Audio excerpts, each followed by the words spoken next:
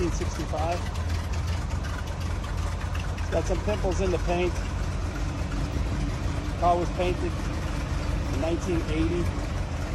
Lacquer. I just gave it a bath.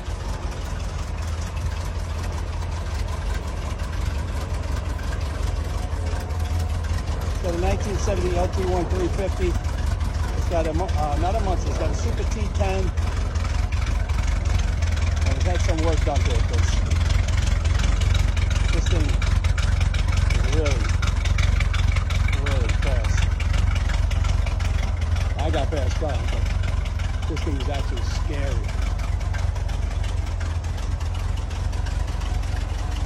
It's got factory air conditioning, factory power brakes, factory power steering,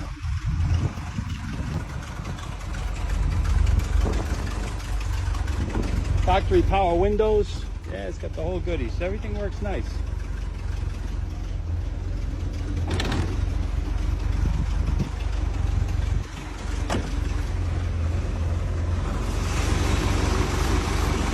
Motor runs absolutely beautiful.